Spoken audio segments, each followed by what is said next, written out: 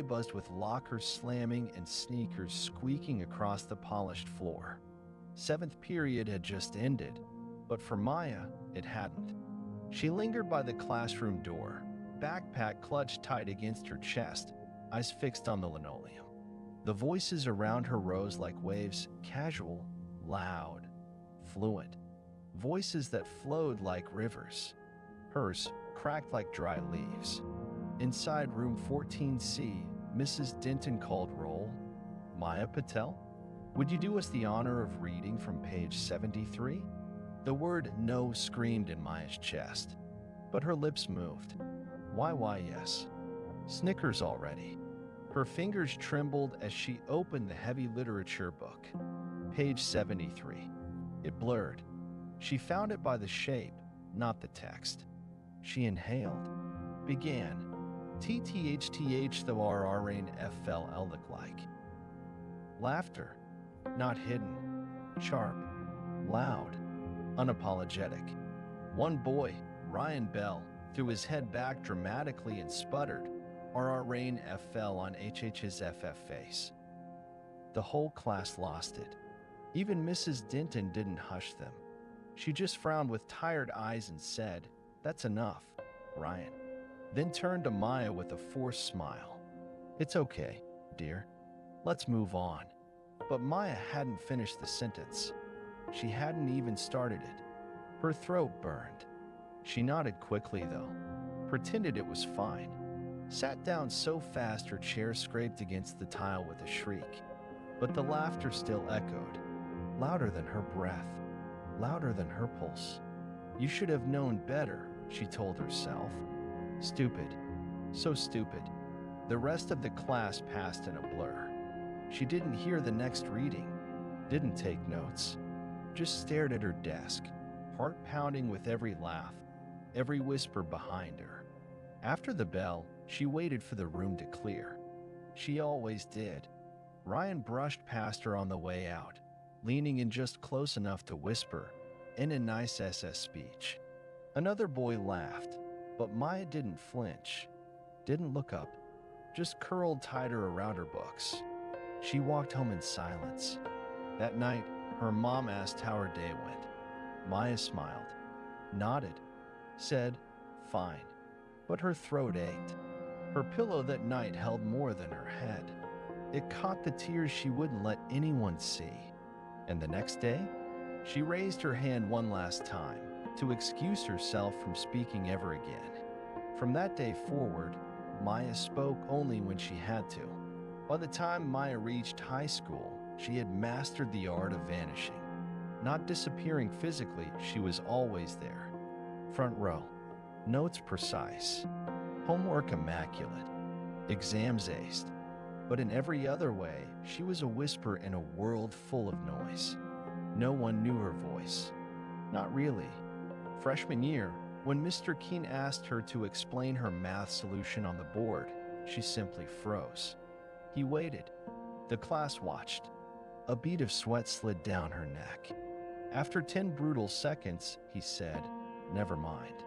That was the last time a teacher called on her without her hand raised, and she never raised it again. "Smart girl," someone would say in the hall. "Yeah," another voice would reply, "but kinda weird." Weird meant quiet. Weird meant alone. While others laughed over fries in the cafeteria, Maya sat by the vending machines. Not because she liked the smell of stale pretzels or the flickering fluorescent light, but because it was far enough from the crowd, far enough to breathe. She read books while she ate, tiny bites between pages. Textbooks, novels, poetry, anything with words that didn't require her to say them aloud. On Fridays, she stayed in the library long after the last bell. When couples walked out hand in hand and the soccer team slammed lockers in victory, Maya was in the back corner, eyes buried in physics problems or Shakespearean monologues she would never dare to perform. She won every science fair she entered, scored the highest SAT in the district, wrote essays that made teachers pause, read aloud by others, always, while she kept her head down and fingers clenched under the desk. She was invisible brilliance. Every accolade she received felt like a quiet rebellion against the voices that once laughed. But it wasn't enough. Not really, because the one voice she wanted to hear, her own, was still locked inside her ribs. At night, she sometimes stood in front of her mirror, toothbrush in hand, pretending it was a microphone. GGG. She stopped, started again. GR gratitude is not. She couldn't finish, so she'd sit on her bed instead, wrap herself in silence, and whisper to herself. I'll let my work speak, my grades, my test scores, my future. That'll be my voice. And for a while, that was enough, until the school chose her as valedictorian, and the microphone came calling. The auditorium lights burned too bright that night. Sophomore year. Talent show.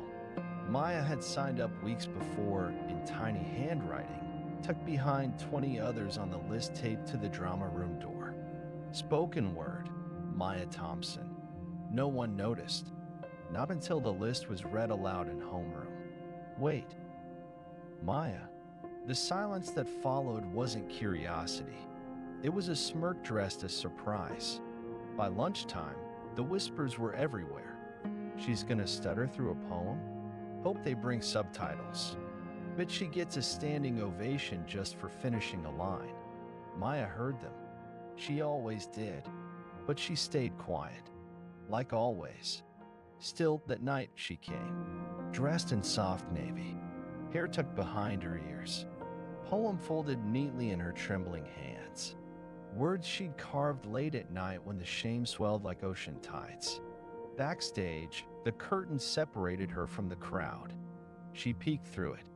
Hundreds of students laughing, scrolling, tossing popcorn from the concession stand. Her name was 7th on the list. First act, a girl twirling fire batons.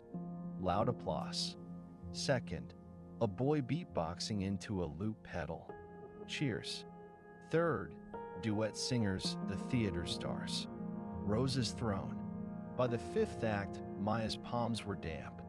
Her legs, unsteady. The paper in her hand had begun to curl from the sweat of holding on too tight. 6th act ended. She looked at the stage manager, shook her head. He blinked, hesitated, but nodded, skipped to the next. She walked off fast before anyone saw, but someone had. Her absence didn't go unnoticed for long. 9th act, the lights came up on 3 boys, seniors.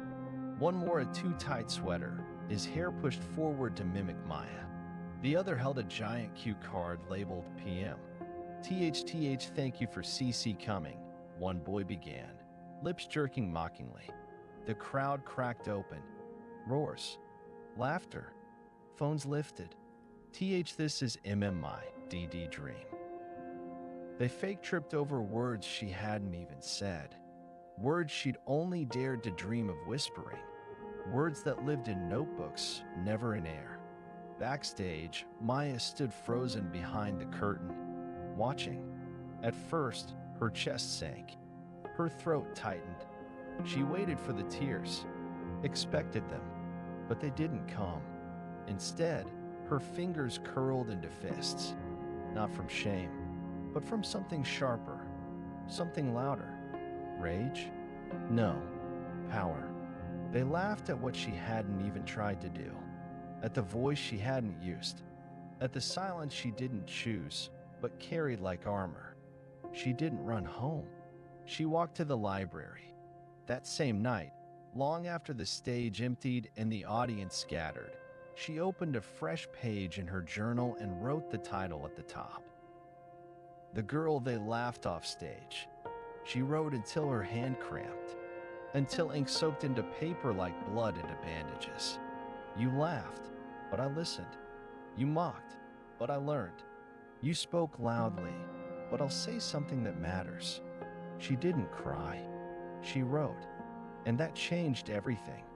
The essay had been a throwaway assignment. Define bravery in your own words. Maya almost didn't turn it in. She wrote it at 1:30 a.m., under the covers with a flashlight. Typed, deleted, rewrote, paused over every word.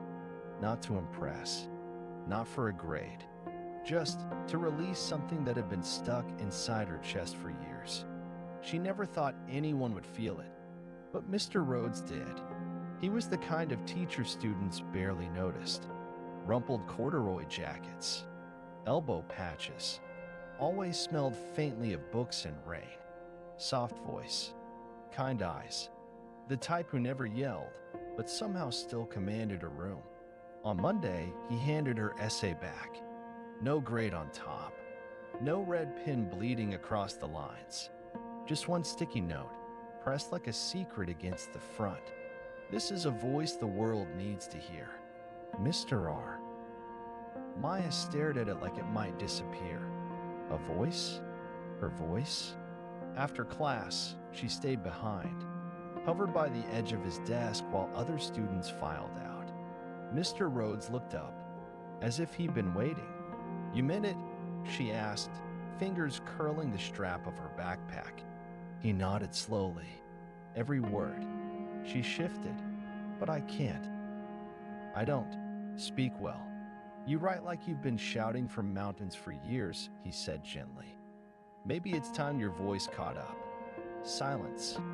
Then, softly, he added, "I run a small speech workshop. After school. For students who want to find their voice, not just perform it. No grades. No spotlight. Just practice. You'd be welcome." Her instinct was to say no. She almost did. But something about his tone, the way he saw her without staring, made her pause. She looked down at the essay in her hand and nodded. The classroom after school felt like a different world. No overhead lights, just the golden wash of sunset pouring through the tall windows. Mr. Rhodes pulled 2 chairs into the center of the room. "Sit," he said. "No pressure. Just breathe." They started simple. Vowel sounds, rhythm drills, tongue twisters that made her laugh, a soft, unfamiliar sound. She stuttered, stopped, started again. He never corrected, only encouraged. When she broke down crying after stumbling over her own name, he didn't rush in to fix it, just waited, then offered a tissue and said, "The strongest voices come from the deepest silences." Week after week, she returned. Tuesdays became sacred. Some days she spoke only 5 words. Some days she filled the air with paragraphs, trembling, fractured, but real. And each time, Mr. Rhodes listened like it mattered. Because to him, it did. One evening, as the room dimmed and her voice caught again on the word grateful, she exhaled shakily. "I'm scared," she admitted, "of getting up there, of failing." Mr. Rhodes smiled. "You might, but the world doesn't remember the people who didn't try." Maya looked out the window. The campus lawn was empty, the sky turning velvet. For the first time, she imagined what it would feel like to stand in front of a crowd, trembling and speak anyway. To not run, to let them hear her, stutter and all.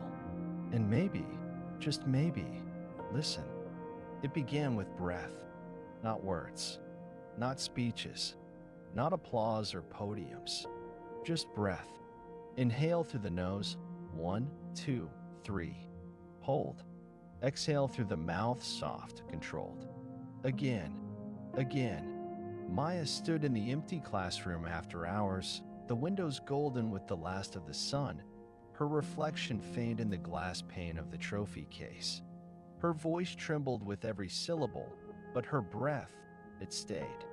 Mr. Rhodes had written 2 words on the whiteboard the first day of practice. Breathe first. At first, she thought it was a metaphor. Later, she learned it was survival. Scene 1. Poetry in the library. She read poetry aloud. Whispers at first, tucked between dusty bookshelves where no one watched. Langston Hughes, Maya Angelou, Nikki Giovanni. Names she clung to like anchors. Their words, bold and defiant, filled the quiet with courage. But her own voice? Shaky, thin, caught on syllables like pebbles in her throat. Still, she read, even when it took 3 tries to finish a stanza. Even when her voice cracked in the middle of a line and tears blurred the page. She didn't stop, because something inside her was beginning to stir. Not fluency, not perfection. Fight. Scene 2, the mirror. There were days when Maya stood nose to nose with her own reflection, chin quivering, shoulders tight. She stared herself down. I am not be broken. Again, I am not broken. She practiced not to erase the stutter, but to claim her voice, stutter and all. Some days she believed it, others not so much. But even on the bad days, she showed up. To the mirror, to the words, to herself. Scene 3, the park bench.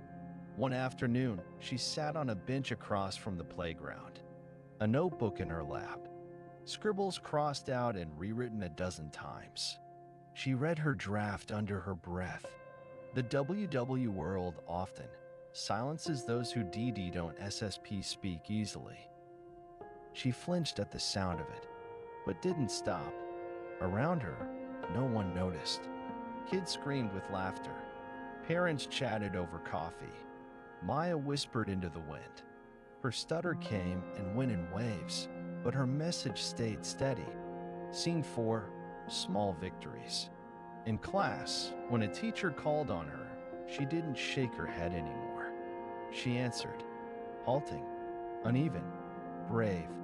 She said yes instead of nodding. She raised her hand to correct a mistake on the board. She even read the opening line of Still I Rise during a class discussion, a voice trembling, but eyes locked on the page. For the first time, her classmates didn't laugh. They listened. Maybe they didn't understand what it cost her, but they noticed. That mattered. Final scene, alone in the auditorium. 1 week before graduation, Maya stepped into the empty auditorium. She walked to the stage, her footsteps echoing like soft thunder in the quiet. The lights were off, the room hollow. She stood at the center, pulled out her speech, and began. She stumbled in the second paragraph, paused too long in the fourth. Her hands trembled, but she didn't sit down. She made it to the last line, looked out at the empty seats, and whispered, "This one's for every voice that was ever told it was too broken to be heard." She exhaled, then smiled, because for the first time, she wasn't practicing to hide the stutter. She was practicing to carry it, like a scar you no longer flinch from. The office smelled like vanilla hand sanitizer and faint panic. Maya sat in the guidance counselor's chair, knees together, fingers laced tightly in her lap. A ceiling fan spun lazily overhead, stirring air that felt too thick to breathe. On the far wall hung photos of past graduates, all beaming, all perfect, all loud. Mrs. Dunley sat across from her, glasses low on her nose, fingers tapping on a manila folder. The room felt too quiet. Then, "Maya," the counselor said carefully, "we've run the numbers. The board's approved it. You've earned the grades, the work, the record, the vote." A pause. "You're our valedictorian." Maya blinked. Once, twice. No laughter, no mistake. Mrs. Dunley leaned in, softer now. "The speech is yours, if you want it." The air seemed to vanish from the room. Maya opened her mouth. No sound, just air. Then, I do." A whisper, a breath barely born, but it was her voice. The counselor smiled. "We'll support you, whatever you need." But Maya wasn't listening anymore. Her world had narrowed to the words, "You're our valedictorian." And just like that, the voice she had spent years shrinking began to unfurl. That night, in her room lit only by the string lights above her window, She stared at the ceiling with the letter in her hand. Valedictorian. She traced the word like a bruise. The same girl who once cried in the bathroom after being called Stutter mouth. The same girl who avoided eye contact, who raised her hand only to write on the board because chalk didn't stutter. Now she had been asked to speak. Not just speak, but speak last. Speak loud. Speak as the final word on 4 years of silence, struggle, excellence. Her chest burned with equal parts fear and wonder. She sat up slowly, walked to her desk, pulled out a fresh page.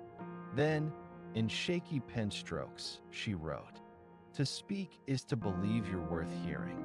Scene, practice begins. Mr. Rhodes met her in the library the next day. No words, just a nod of approval when she handed him the nomination letter. He had already heard. They practiced every afternoon after school, a line at a time, then a paragraph, then longer. Some days she flowed. Some days she fell apart. Say the line as you would, he reminded her. Not how others expect. She rewrote, reframed, reshaped. She didn't chase perfection. She chased truth.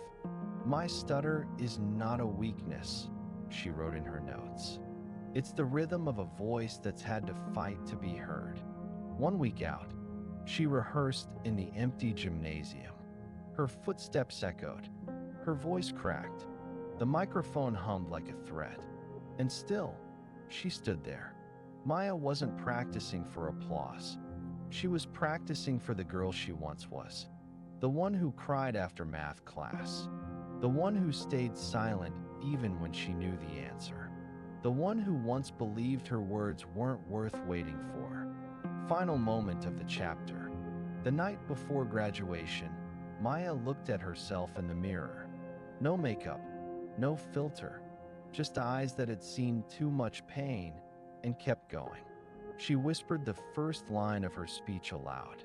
It took 3 tries, but she said it. "Good evening, everyone. My name is Maya, and this is the first time I've ever spoken to all of you." She closed her notebook, smiled at her reflection, and whispered, "I'm ready." The week before graduation, the hallway changed. Not physically, not structurally, but something in the air turned sharper. Eyes lingered longer. Laughter was quieter, but crueler. Controlled, directed. Maya felt it before she heard it. Her name, low, stretched out in sarcasm. Maya. She glanced over her shoulder. 3 girls, leaning against lockers, smirking over a phone. She's really gonna go up there and choke in front of everyone? Someone record it for TikTok. I need that cringe. Their voices weren't loud, but they didn't need to be, because their words had already traveled faster than speech. Screenshots, memes, group chat she wasn't in. The caption on one read, "Camera with flash, Maya's valedictorian speech, part 1. The breath." She didn't cry. She didn't run. She walked straight past them, head high, but inside, she was unraveling. That afternoon, she sat alone in the back of the library, the same corner she used to eat lunch in when she had no one. A folded piece of paper sat on the table. Her speech, the first draft, the one she believed in. She stared at it, then slowly started to tear it in half, one line at a time, until a quiet voice spoke. "That's not how this ends." She turned. Mr. Rhodes. He stood just behind her, holding a weathered book in one hand, his "pretending I'm not watching you" prop. Maya swallowed. "They're laughing again," she said softly. "They're saying I'll freeze, that I'll let stutter through every sentence and she looked up, eyes hot. "And maybe they're right." Silence. Mr. Rhodes stepped closer, pulled out the chair beside her. "Maya, you're not speaking for them. You're speaking in spite of them." Her eyes filled. "But what if I mess up?" He leaned in. "Then they'll hear the truth. Raw, unapologetic, human. Because Maya, silence has never saved anyone. But truth? Even with a stutter, truth can set fire to a room. She looked down at the shredded paper. He placed something beside it. A new sheet. Blank. Start again. Why? Because courage doesn't always roar, Maya. Sometimes it whispers, I'll try again tomorrow. She stared at the page. Her fingers trembled.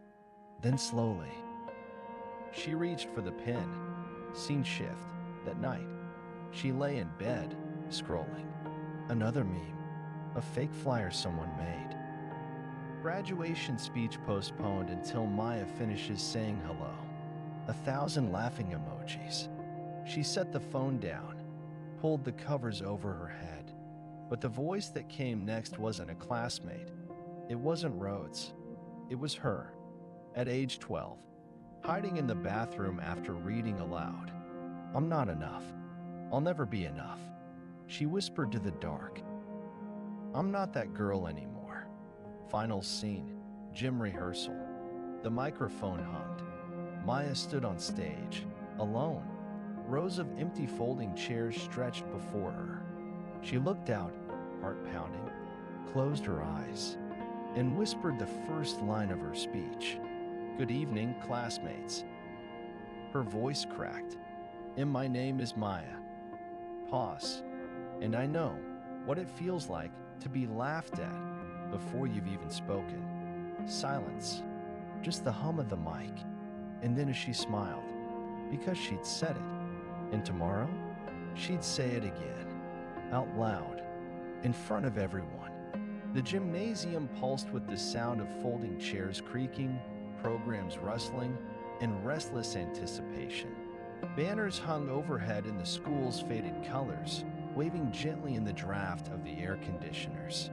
The lights were just a little too bright, and the silence was just a little too heavy. Maya stood in the wings. The principal's voice echoed through the speakers. And now, to close our ceremony, our valedictorian. Maya Patel. Her name fell into the room like a question. There was no cheer, just silence. Then a few scattered claps. Polite, confused. Maya stepped out, her shoes clicking softly on the gym floor. Her graduation gown felt too big, her cap too tight. Her legs shook with every step. She reached the podium. The microphone loomed like a challenge. She looked out and saw them. Hundreds of faces. Parents, teachers, classmates. The same kids who had laughed at her stutter in 6th grade. The ones who had never asked her name. The ones who had forwarded the memes. Some looked curious. Others, smug. Her fingers curled around the sides of the podium. Her heart pounded so loud it drowned out the rest of the world. She looked down at the paper. Her speech. The words she had rewritten a dozen times. Then, she raised her head, looked them all in the eye. The mic crackled, and she said, G, good evening. A ripple moved through the room. A cough, a fidget. Someone whispered, just loud enough to be heard. Here we go. But Maya didn't blink. She took a breath. I know what you're thinking. Another pause. That I shouldn't be up here. Silence. Real silence now. Not the awkward kind. The holding your breath kind.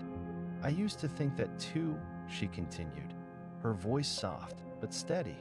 I thought my stutter made me less.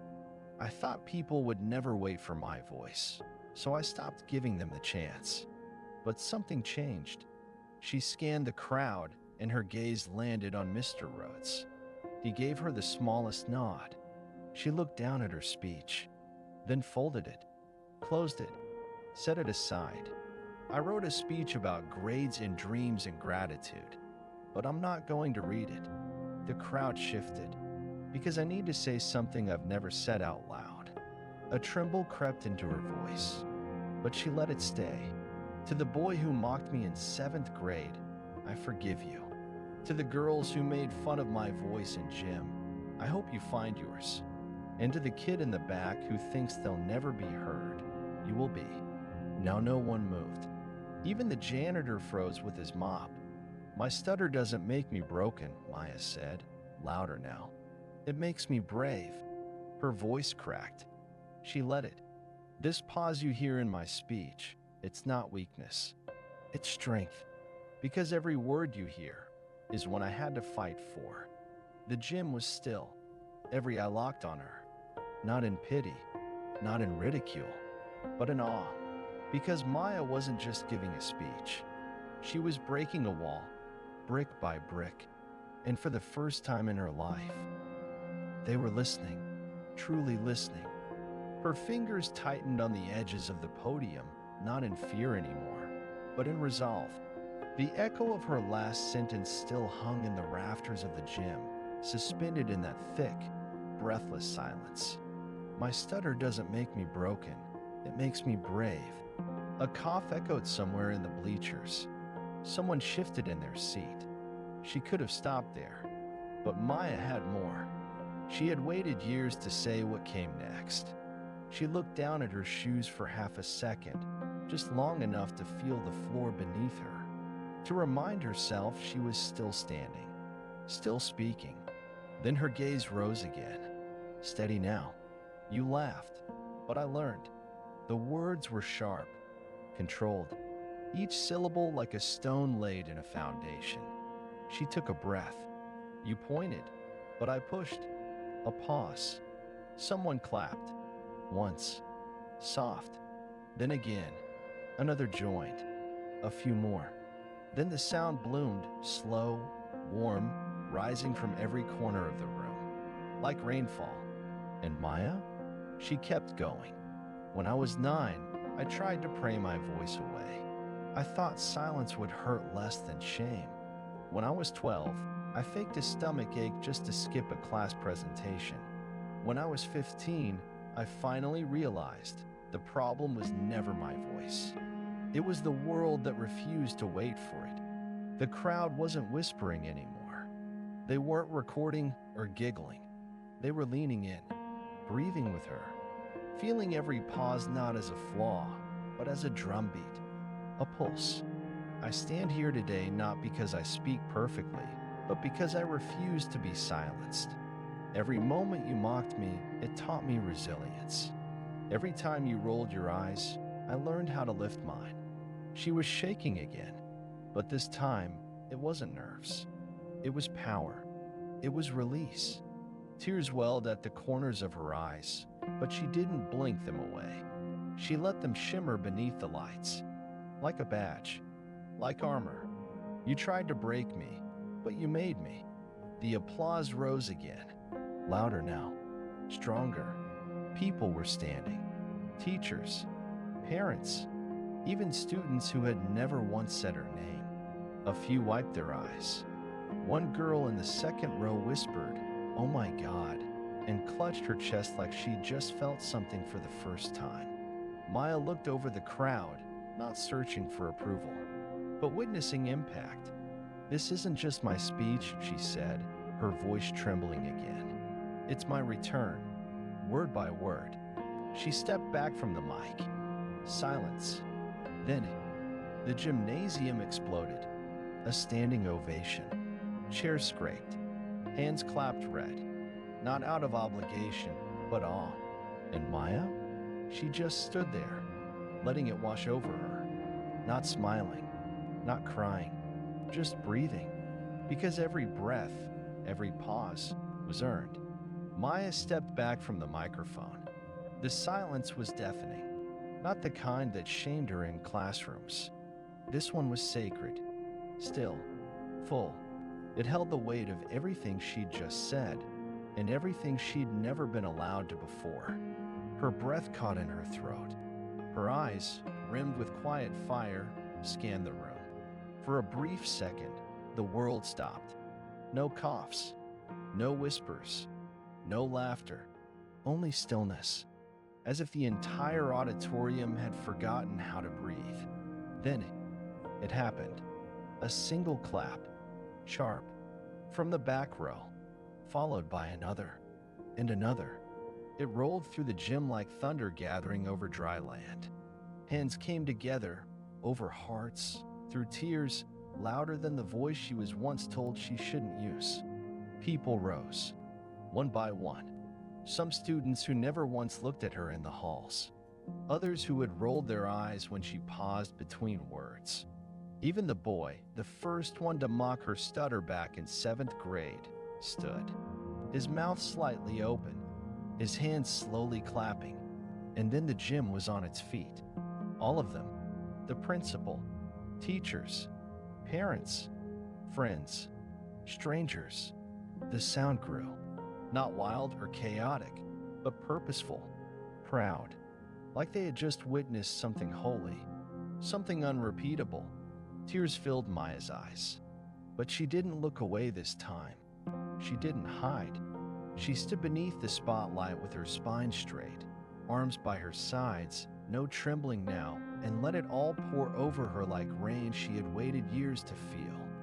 And suddenly, the thing she feared the most, being seen, had become her freedom, her power.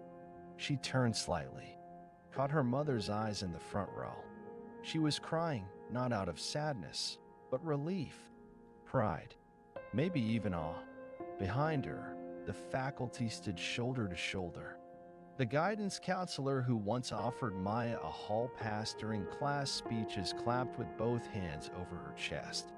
Even Mr. Benton, the strict AP teacher who rarely cracked a smile, wiped the corner of his eye and whispered, "Remarkable." Maya's heart thundered, not in fear, but in victory.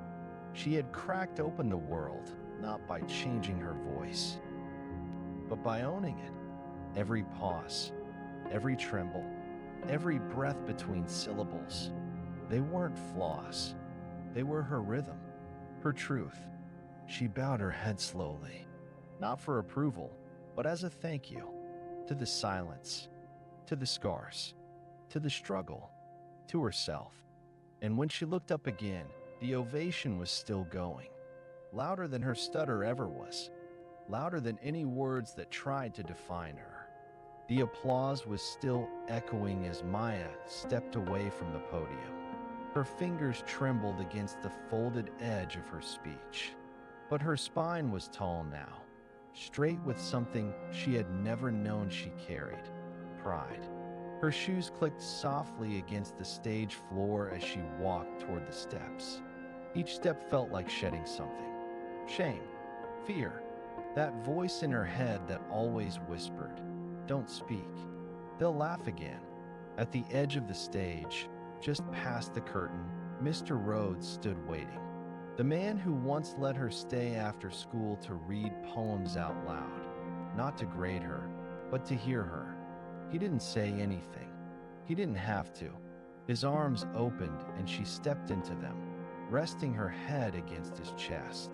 He held her the way a mentor holds a story that was once fragile, but now fully told. Behind them, the roar of clapping still rose and fell like ocean waves. She pulled back. Tears lined her lashes, but she smiled through them. Mr. Rhodes placed a hand on her shoulder, his voice low but steady. "They won't forget today, Maya." She nodded. Neither would she. She looked past him, into the crowd. Her mother, shaking, clutching a tissue, mouth trembling in a cry smile of pure disbelief. Her brother beside her, clapping so hard it looked like his hands might bruise. And then the rows of classmates, the same ones who once barely remembered she existed, now standing, clapping, watching her like she was made of something rare. Maya inhaled and exhaled with clarity, the kind that isn't loud, but powerful. Then, voiceover. I may always stutter. Her silhouette moves down the steps, but I will never again stay silent. Cut to, outside the gymnasium. The sky is a watercolor of gold and lavender. Students filter out in cap and gown. Laughter, photos, flashbulbs. But in the corner, Maya sits on the brick wall near the parking lot, diploma in her lap, a quiet smile on her face. A breeze lifts a loose strand of hair from her cheek. She closes her eyes. The world no longer feels too loud, because now her voice is in it, and it matters. She opens her eyes again, stands, and walks forward into the sunset.